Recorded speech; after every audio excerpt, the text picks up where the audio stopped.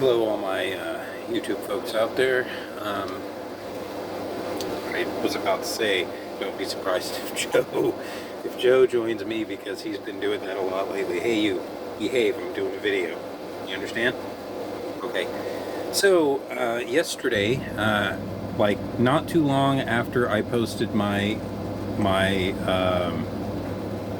video about getting a job, I went ahead and called a place that I had applied at and got an interview. So I actually had a job interview yesterday, and I noticed a few things about it.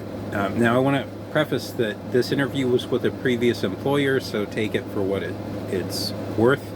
But there were a few things that I wanted to point out. So, potential interview issues right here, 7 of them. Again, I've been doing 7 because I can give each thing a couple of minutes rather than a minute and a half. Plus, 10 things can be kind of hard to think of sometimes. Okay, so number 1, most of the time you apply online these days, the days of just taking your resume to a place are pretty much over. Every time I've done that, like, my resume is wound up in a stack of papers and forgotten about and never to be, looked at again. So pretty much you're told to just go and apply online these days, right? Well, if you do that, if you go and you apply online and then you notice that you are being kind of ignored in the hiring system, either the AI is not working right, or they're just not going through resumes like they should. But the point is, you're going to have to call, okay?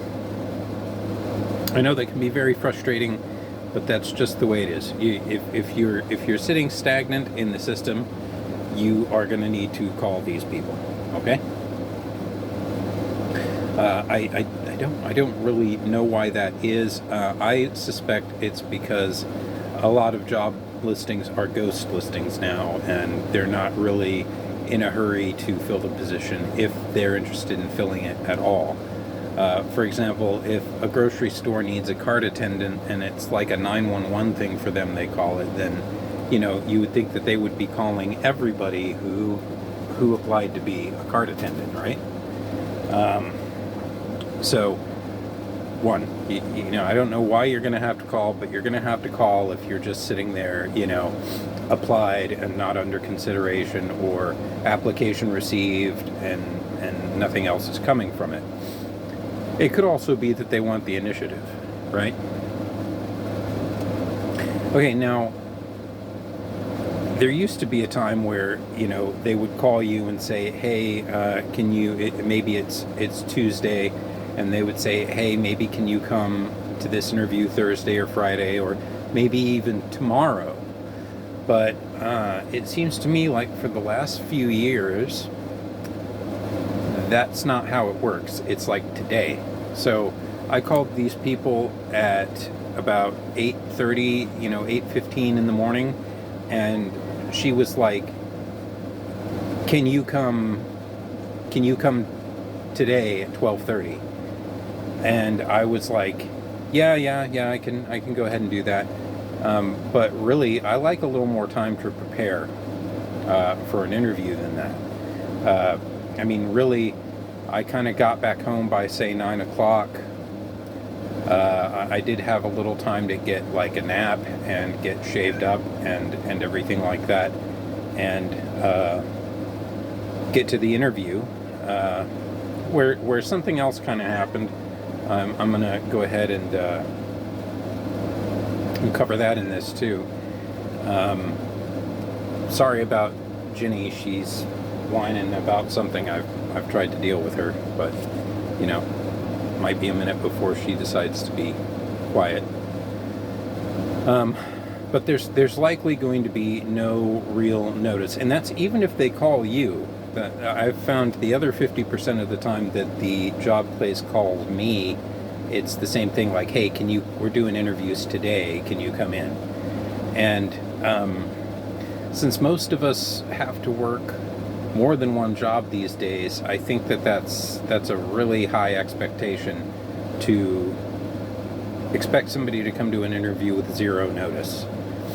But that seems to be what they expect today. So if somebody's calling you for an interview, you had better A, be ready to go in within a few hours of getting that call, or B, I have rescheduled with them. I have said, well, but I only do that if I'm like not in town. If I'm like out of town on another job, it's like, I live in DFW. It's like I'm in Lubbock right now. I can't really make it back there in time for the interview. Can we do this tomorrow or the next day? Give me one moment, guys. Sorry, guys.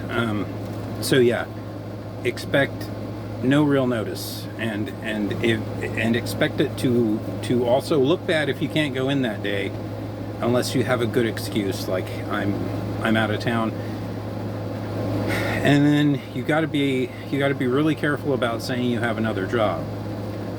Even though most employers understand that people have to work more than one job these days, that's something you want to be careful about putting out there. They don't want any conflicts, okay?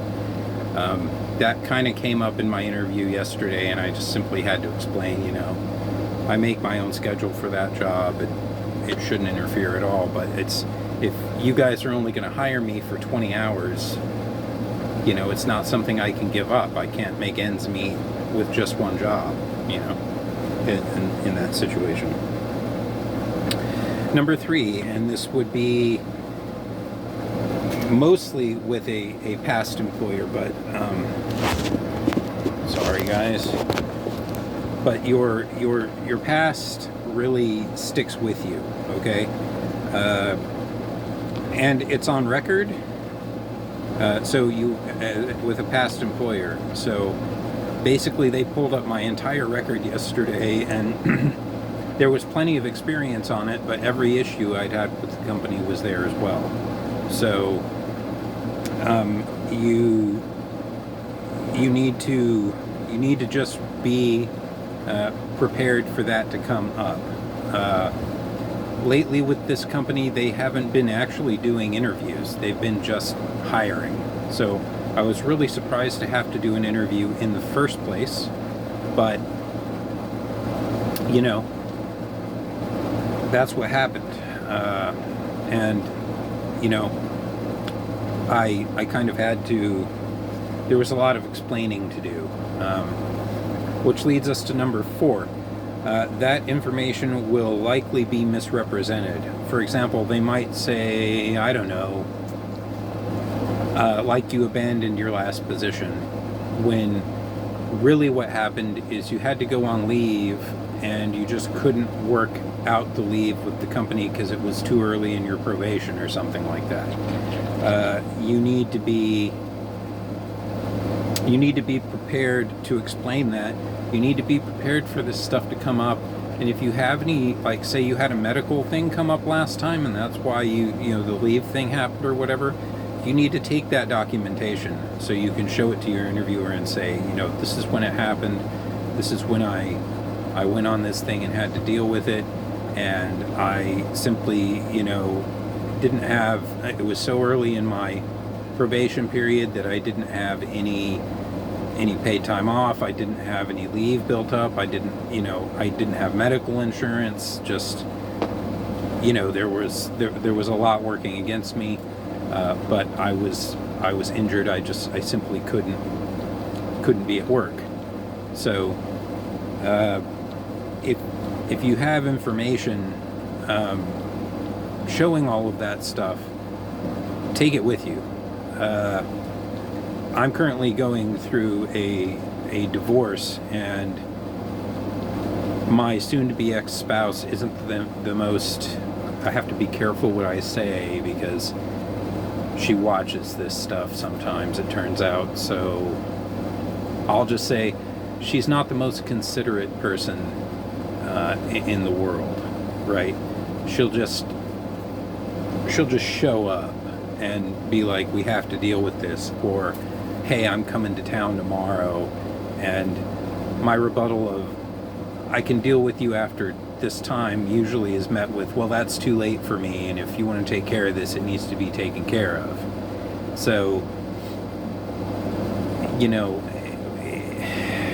you could be desperate to deal with that situation, but at the same time, I would suggest trying to make a situation like that where just like, well, then we're going to have to deal with it another time. I can't just leave work this early in my probation or just not show up, you know. That's your call, but, you know, the way that jobs are working these days, sorry, Joe's on top of the thing this camera's on. The way jobs are working these days, it behooves you to take some authority there and just, let it would make more sense to let your divorce drag out a while, especially since you're probably going to have to pay for some of it. And this job's probably going to pay for that, just again as an example. Okay.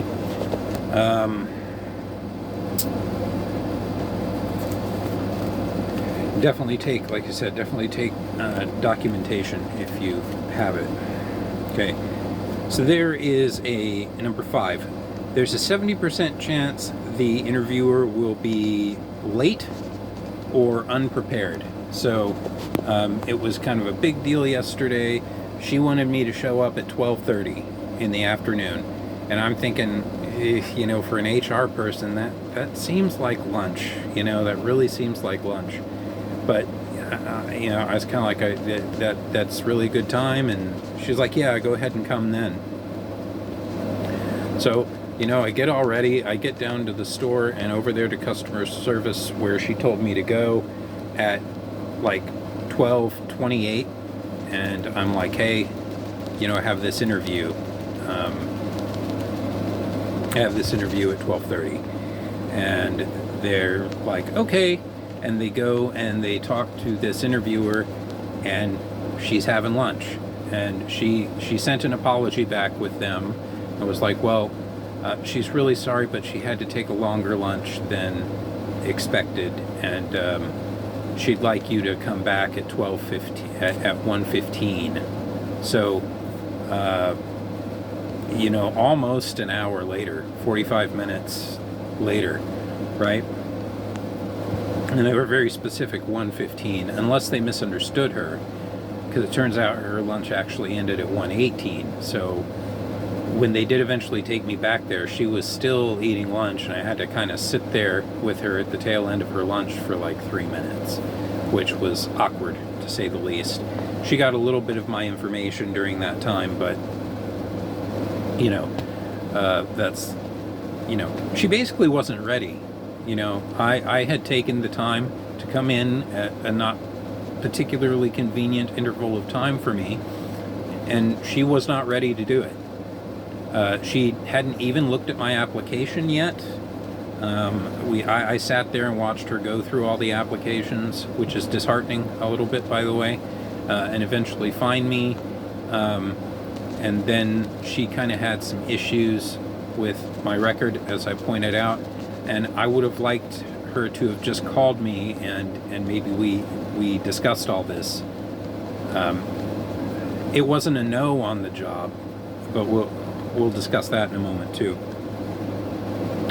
I mentioned I had an interview with Sprouts recently, and literally when that interviewer came out, she said the HR person gave her the wrong form for the interview, and she didn't bother to go get the right one.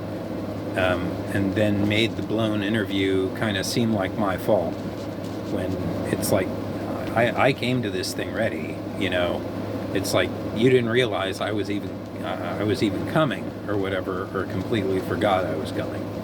So there's going to be a 70% chance that interviewer is just not prepared at all.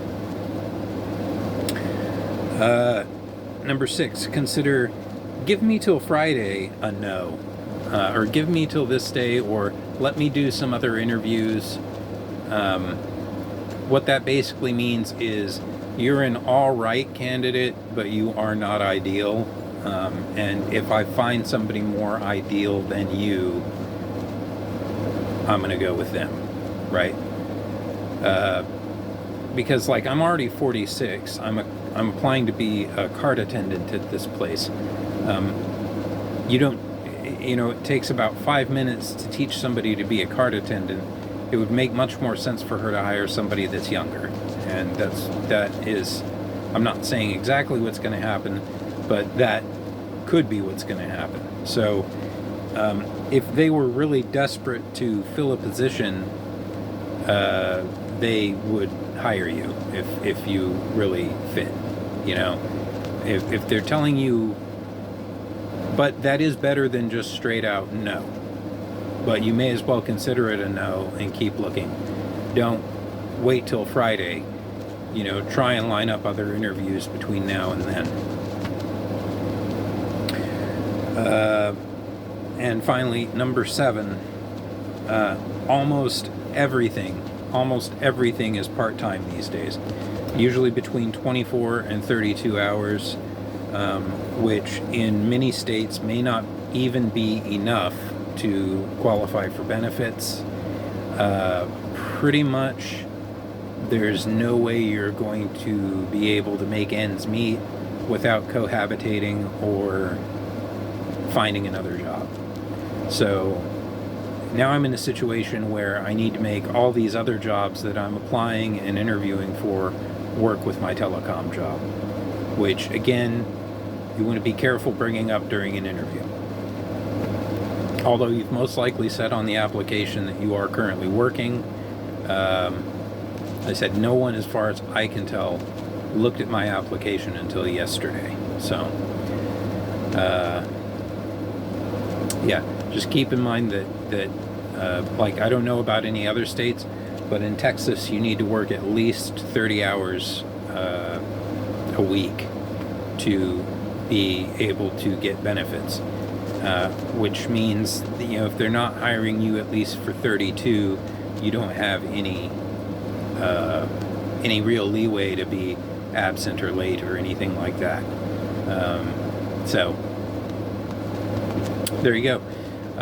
7 things that you need that could be potentially problematic or you need to look out for during an interview. Going on Ronan signing out. Sorry about the interruptions, and thank you for watching the video. Please consider subscribing. Bye-bye.